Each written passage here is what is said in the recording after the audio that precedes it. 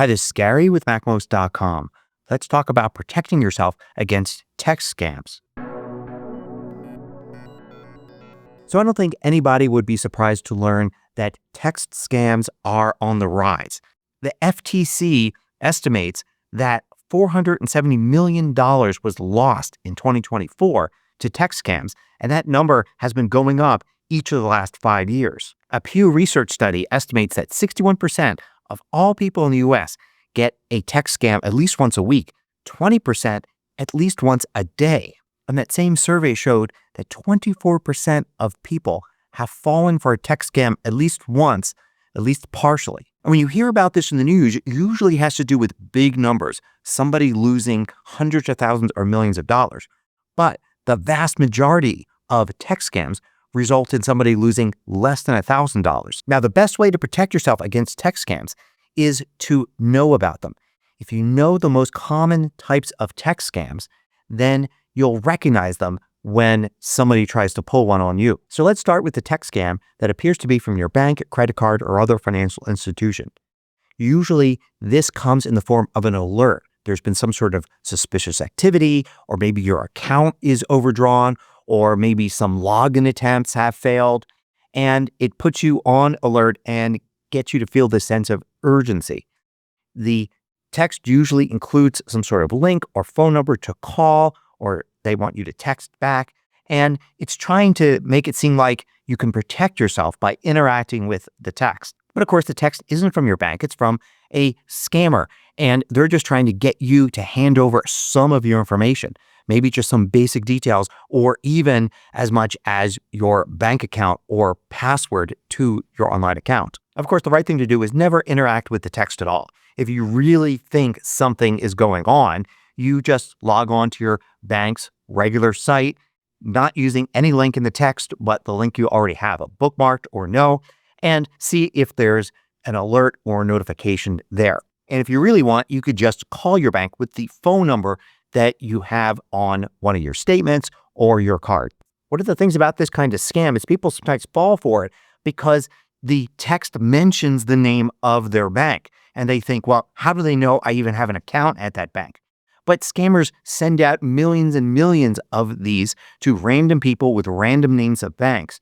And chances are you just dismiss it when it's not a bank that you do business with. But when it is, suddenly you think it may be legitimate. But it's just random chance that you picked your phone number and a random name of a bank and they both match. Now, this next type of scam is actually the most frequent. And it's simply a text that seems to come from a delivery service. Could be FedEx, could be UPS, could be United States Postal Service, or anybody, or even a fake delivery company saying that you've missed a package or a package hasn't been able to be delivered, or even that a package was delivered and there's some information pointing to the fact that it may have been misdelivered to somewhere else. So the idea is maybe you're waiting for a package. We order stuff online all the time. Or even if you don't, maybe you think somebody sent you something and you want to get it. But in fact, there's no package. It's just a scam. If you are expecting something, then ignore the message and go back to whoever you ordered it from to check the tracking for that package. And chances are you'll find that it's got nothing to do with it. The text message is just completely fake. They want you to respond so they can get some information from you, or perhaps get you to pay some sort of small fee so that you can get the package delivered or redelivered or through customs or whatever.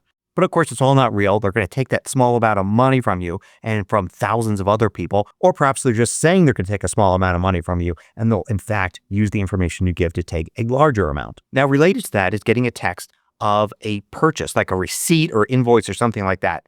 Usually, it seems to be a pretty casual, non-urgent text saying that your purchase is complete or your order has been received, and it's for some somewhat expensive item like an Xbox or something like that. And the idea is to get you to think, oh no, somebody has used my information and is making purchases with one of my credit cards or something like that.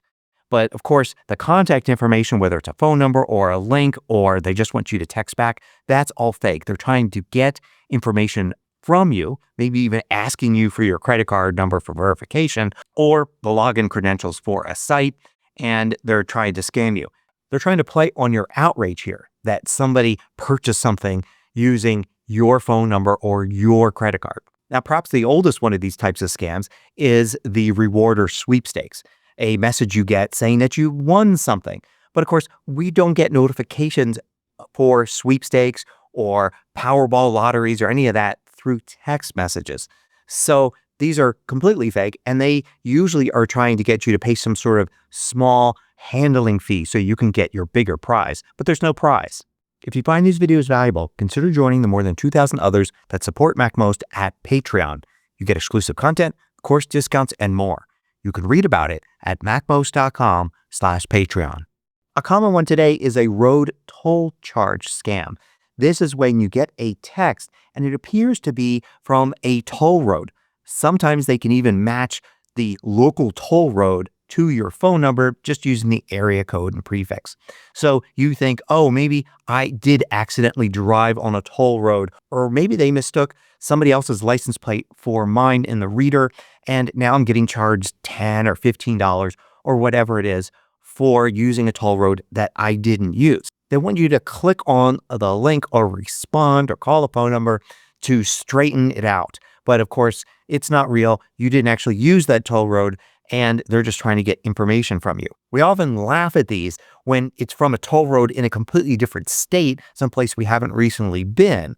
But then a lot of people fall for them when randomly that toll road happens to be nearby or happens to be where, say, they were on vacation last month. Another type of scam is to get a non-urgent message saying that you've successfully logged on to a website. And it could be something pretty important, social media, banking, and all of that. The message is trying to get it to seem like perhaps somebody else has logged into your account.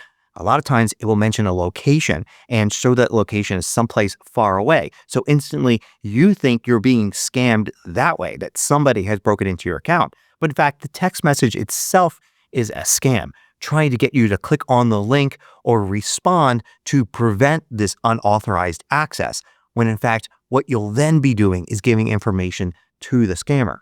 Sometimes this goes pretty far, even trying to get you to reveal a two-factor code.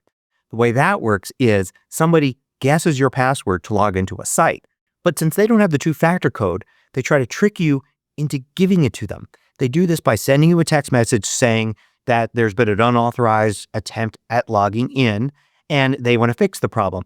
And they're going to send you a code to verify that you're really you. But what they're trying to do is then logging on to that site. The site then sends you a real code, but then you relay it to the scammer. So now you've given them access by relaying that code. Never give a two-factor code to somebody else.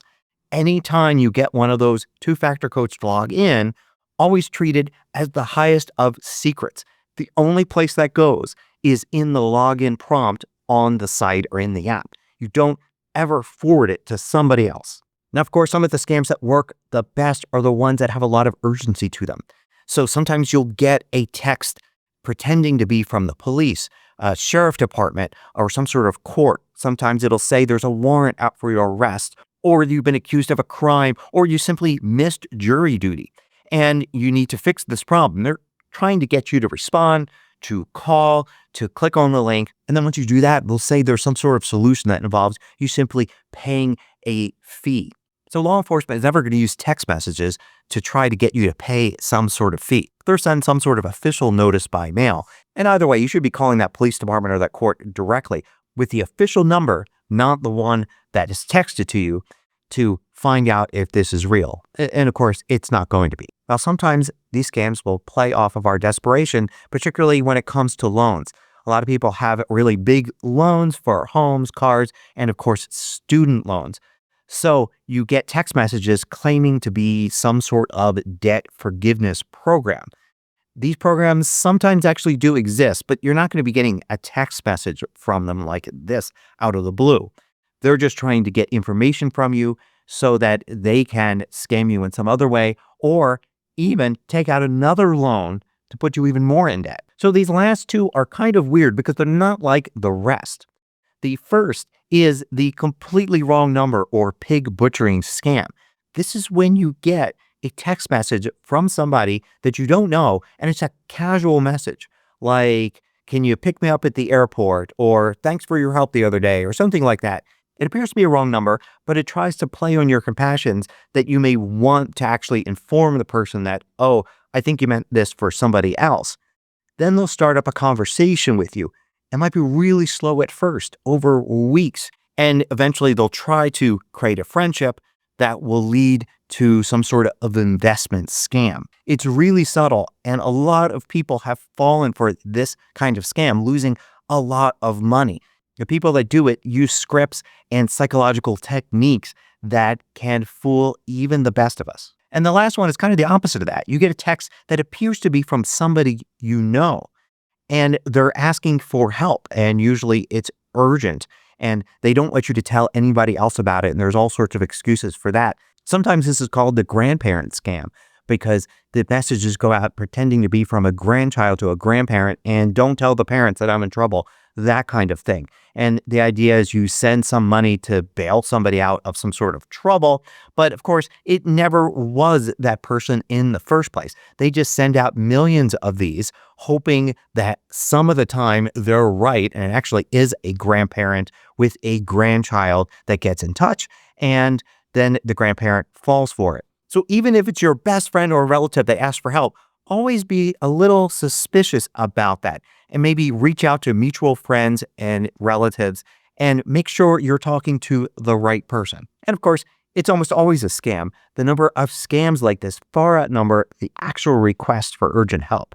And of course, there are new techniques being created all the time, but hopefully learning these 10 really put your mind in the right place for identifying scams when they come in as a text message.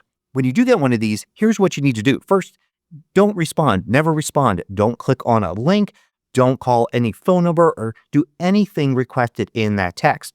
If you really want to know more, go to that organization or that person directly without using any of the information provided in that text message. On the iPhone, when you get a message like this, you can easily delete it. And when you delete it, you're usually prompted as to whether or not you want to report junk. So you can do that.